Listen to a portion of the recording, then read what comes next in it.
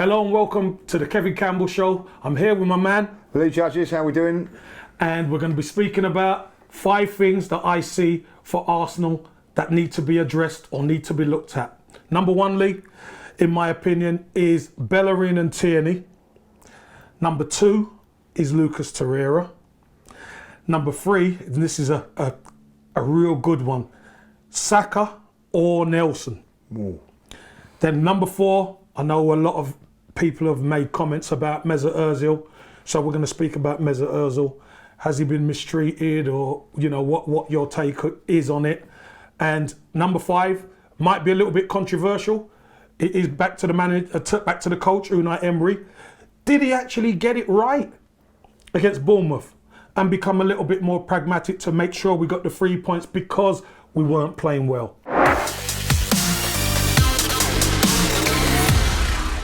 So why don't we start on Bellerin and Tierney?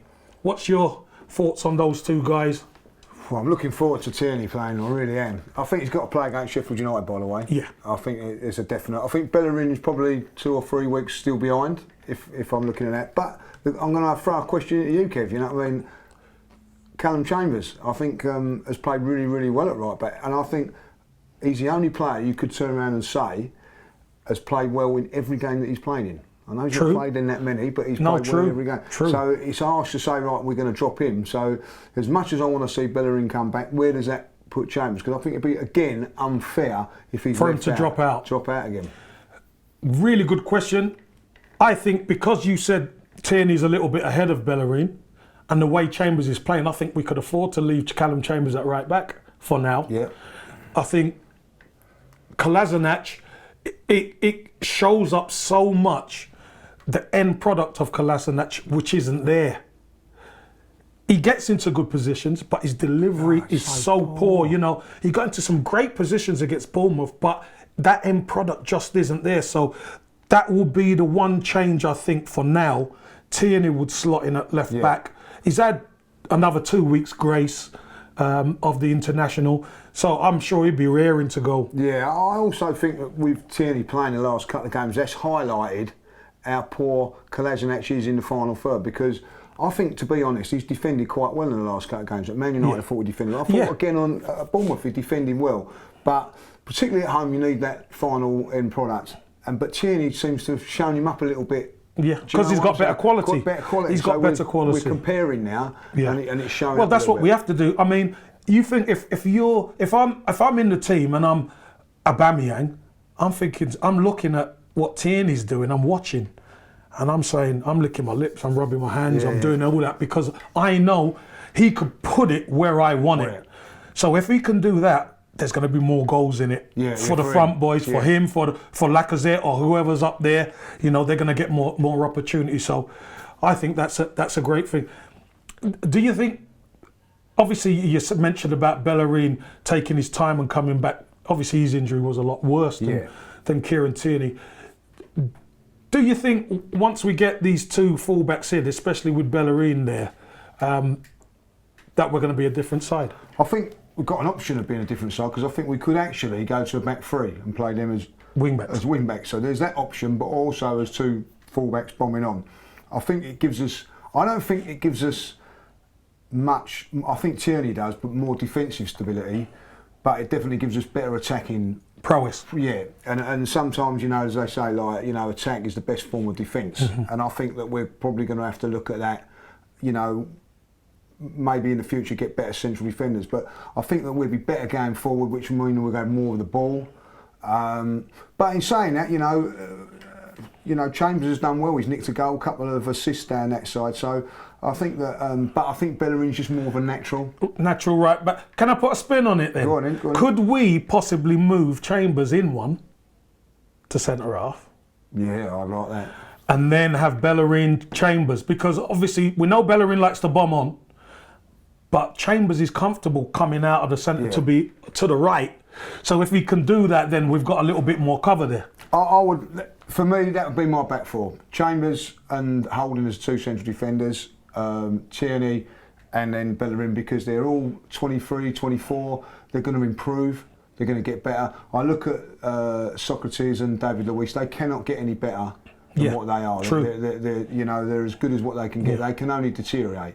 So like this could be the way going forward. As a unit. Yeah.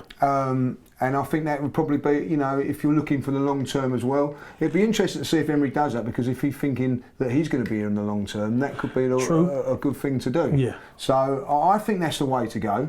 But he's not going to do it because I think, David Luiz he done okay, by the way, on the last game. He against Bournemouth, scored the goal. Got the goal, so you can't really leave him out at the moment. But also, it's what he's going to do is, Kev, he's going to give these. There's competition now for places. There's no one guaranteed of starting in that back four, and I think that's something that we need. Well, we know who's the first name on the team sheet, don't we?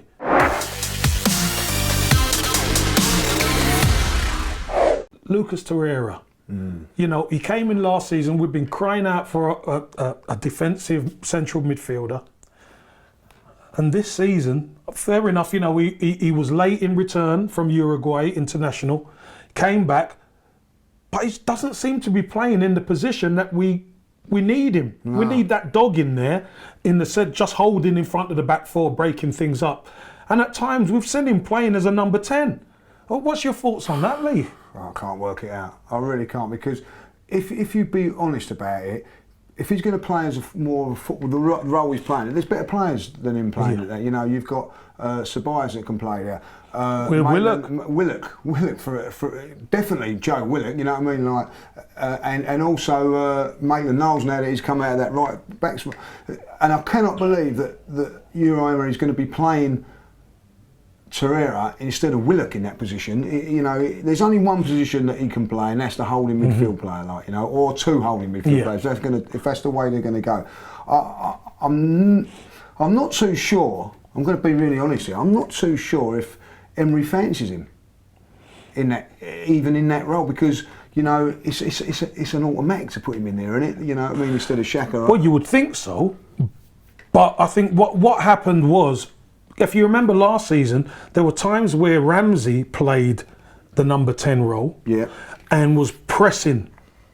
And maybe Torreira's the best presser in the midfield, because he's probably got good legs, but he rats about and he could unsettle the opposition. That's the only thing I think in my head. I agree. I agree. That's what he's probably looking at doing. He's probably looked at that and thought, do you know what, he can win the ball for it. But can't Willock do that? Well, maybe he's not as good a ratter as Torreira, but I think Willock gives us more. Yeah, exactly. And when we get on, so once you've won the ball, then you've got to have that little bit more quality to get on it. And I don't think that he has got that. I look at other players in other teams. They win the ball, play it to better players. And they've always done that. That's been a position that has gone on for a very, very long time through your day and beyond. All those sort of players had it. Peter Storey was fantastic at doing that, winning it, just playing it, winning it, playing it. Play simple. So why can't he do that in the role that, and this is what really bugged me about over the last sort of 5, 6, 7, 10 years. We've been crying out for this defensive midfielder, dog in midfield, to do all this sort of stuff. We finally get one, and we play him in a different position. We're playing him out of position. It makes no sense to me. It makes no sense, and as I say, I can't get my head around it. He come on in the game against Bournemouth. He was further than Aubameyang on times. At times, yeah, he was. And I would love Emery to explain this. It is frustrating, but there must be a strategy to it. The only thing I could think of is him pressing higher up, and he's better at it than all the others. That's the only thing. That's the only thing. But even when he wins it, you still need the quality to be able to hurt these teams, and I don't think Torreira has that quality. Yeah, and for me, then you're keeping out the likes of either Willock or a Ceballos for that. It just doesn't make sense. Don't make sense. Let's look at two of our young players, Saka or Nelson it was, because I think the emergence of Saka, we all knew Nelson's got incredible talent, but I think the emergence of Saka and what Saka's played like is a seasoned professional at times. Been brilliant. So there might be the option, we're going to have to pick one. moving forward, because obviously the front three kind of pick themselves, but that next person who's going to come in, will it be Saka or will it be Nelson? Who would you...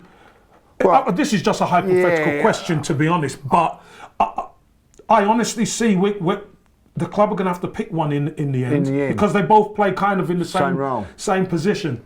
I think it's a good point. I think the one thing I think that's gone against Reece, if I'll be honest, is there was a bit more hype with him coming into it. You know what I mean? Like, went off to Germany, there was a lot of talk about how he's going to be this and that. You know, I see him in the youth room. Do you remember he was covering that? Like, you know, Youth Cup, he was. Everybody was mentioning it was more him than Saka. Saka, I think, to his credit, has gone under the radar. He was probably a schoolboy at the time. Yeah, just gone under the radar.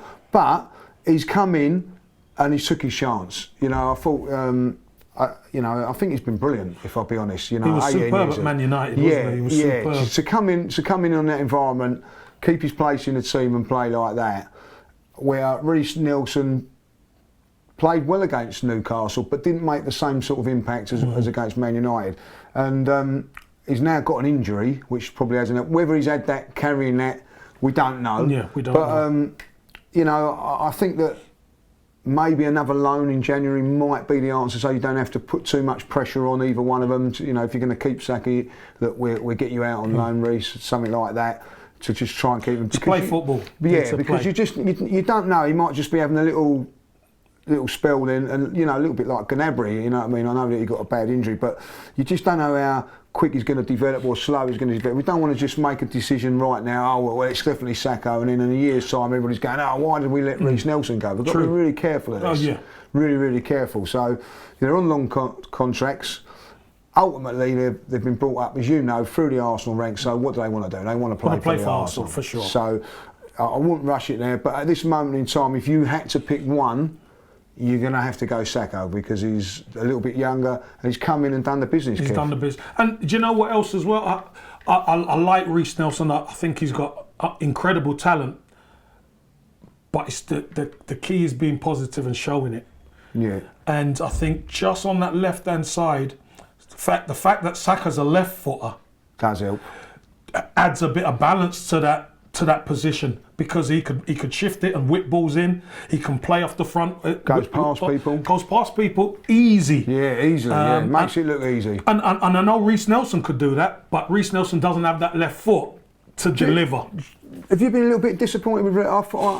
I'm not trying to put too much pressure on him, but I thought he was going to do exactly what Saka's done, but he hasn't done that. Yeah, you know what I think? I think, like you said, the hype that came around Reece Nelson, because you're expecting stuff, because you think, whoa, he's exciting, and you see him in the youth team and see him in the under 23s, and he's scoring all these goals, and he's a brilliant player.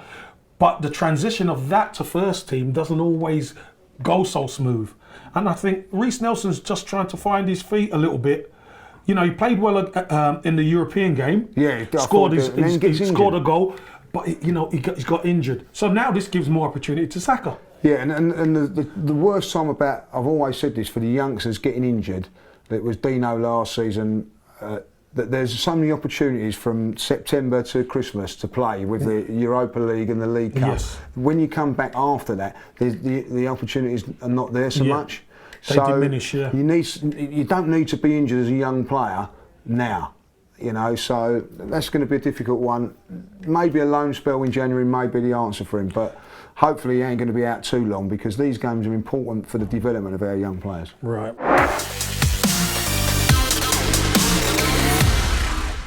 The conundrum or the issue that is Mesut Ozil. Mesut Ozil, they're talking about loan for Mesut Ozil potentially going to Turkey. Some of the big clubs out in Turkey being mentioned. Lee, what's your take? I know that some of the fan base are split on whether he actually should be playing, because they're saying we're lacking creativity, or are the club doing the right thing regarding him? Because we know there was times last season where he wasn't playing away from home. He was fit, but he was being left back because it wasn't his type of game. You know, can the club actually afford to carry somebody like that? You know, it's a conundrum between the fan base. It is, and it's something the manager's got to deal with, as far as I'm concerned. You know, you look at it, and I'm not sticking up for Mesut Ozil. I'm not attacking him or any way. Like, you know, he's had one game at Watford in the league, and then a League Cup tie to prove himself. I don't think he's played bad in both. He's not set the world alight, but he hasn't played bad. To be left out of the squad, and I think it's a little bit humiliating, if I'll be honest. I don't think that he deserves that.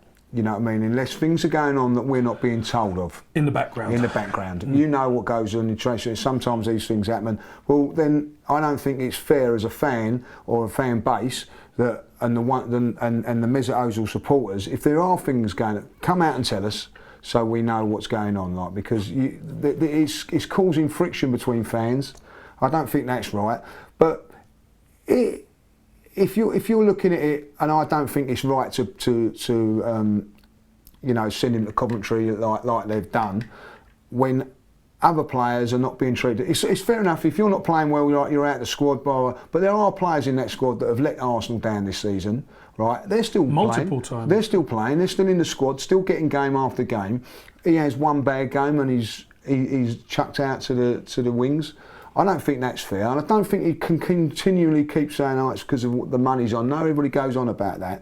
You know, he's a human being. He's a footballer. Yeah, Lee, I think that just to address the money issue, Arsenal Football Club pay his wage, so he's an employee of the football club.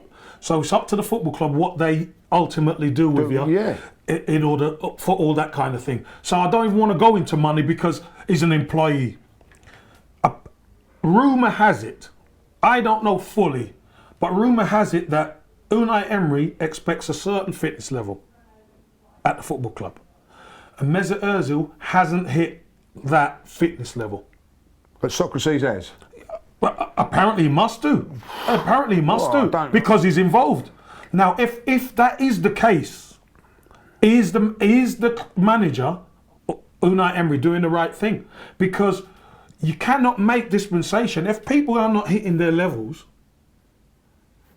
Do you make special dispensation for Mesut Ozil because he's Mesut Ozil? No, you don't. No, I totally agree that you don't do that. But you can't. You're telling me that I don't want to slag off Granit Xhaka, that he has performed to the standard that we expect. No, and this isn't about performance. This is the thing, you see, Lee. It's not about performance. This is something that's built into the football club about the fitness levels that you have to have, that the manager demands. Right. Okay, so if you are not hitting forget how you play, because look, there's been plenty of times you go out there and it just doesn't happen for you. It's happened to me many times, so I understand what you're saying about that. But there has to be a certain fitness level to be expected of you. And apparently Granit Xhaka hasn't hit that. Apparently Granit Xhaka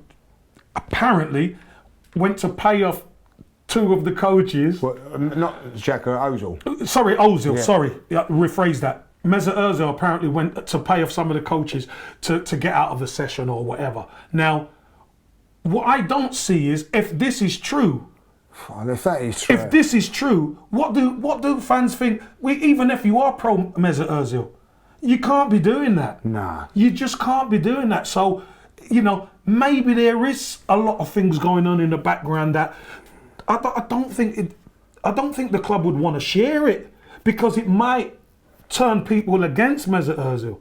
Because if that is the case, that's really, really poor. That's disgraceful. If he's looking to do that. If that rumour is true that he's paid coaches to do it. He's looked to pay. He's made the offer, apparently, but they never took it. There's no comeback, Kev. There's no way you can come back from that. Do you think that I can't believe that Mesut Ozil would do something like that. I really don't. You know. Again, it's a rumour. We don't know 100% because the club. Can I ask a question? Like, you've been in the game, you know, training. Like, you know. Somewhere along the line, you're all different fitness and different bodies and whatever. Like, you know, like for instance, me and you could have a race, and you're quicker than you was quicker than me in the day. So you're going to get to that.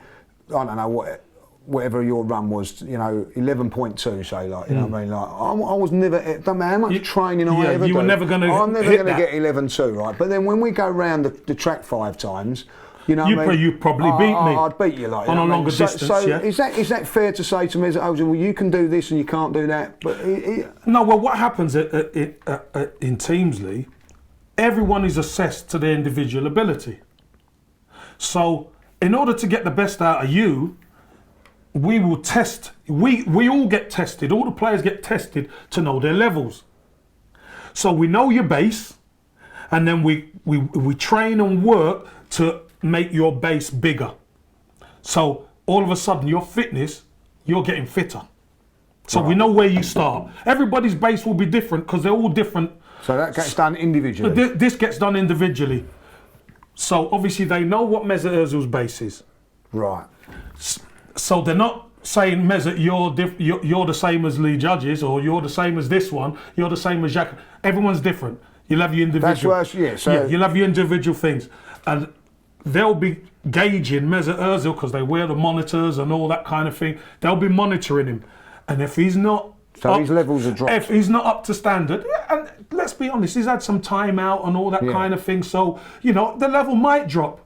So what you would think is, Mesut Ozil will be doing everything to get back up to the level to perform. Which he should have done now with this international break, yeah? Well, he could have done it. We don't know until the Sheffield United game. Which is not his game anyway, if I'll be honest. So, I would probably look left out of that one. But I'd expect him to be in the squad or playing on the Thursday game in the Europa League. Wouldn't you think that? Well, you would, but the way them kids have performed in Europa... Yeah. The way the squad seems to... There seems to be 2 squads at Arsenal. There seems to be a more experienced squad, and there seems to be a younger, vibrant squad who play in the Europa League. And the team in the Europa League with Tierney and Bellerin and all these guys, they're flying at teams.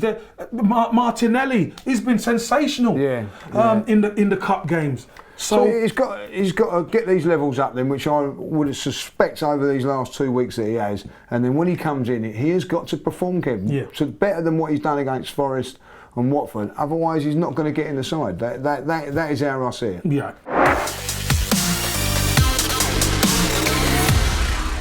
We're going to come on to the manager or the head coach now, because I think he is dividing opinion in some of his decisions. But do you think actually Unai Emery got it right against Bournemouth?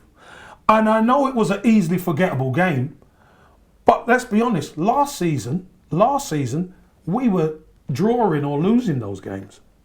This is against the problem, Bournemouth. This is the thing, isn't it? Do you know what I mean? So being a little bit more pragmatic to secure the 3 points, was that the right decision? Well, we're third in the league, Kev. You can't knock that, and I look at it, the Bournemouth game and the Man United game, they were poor games, like under the previous manager, we maybe not got the results, but my God, it was entertaining. It was, like it was a game. And, Sunday's game against Bournemouth was poor. But ultimately, it's about, when we lose, it's about getting the result, you know what I mean? And then when we get the result, it's about the performance.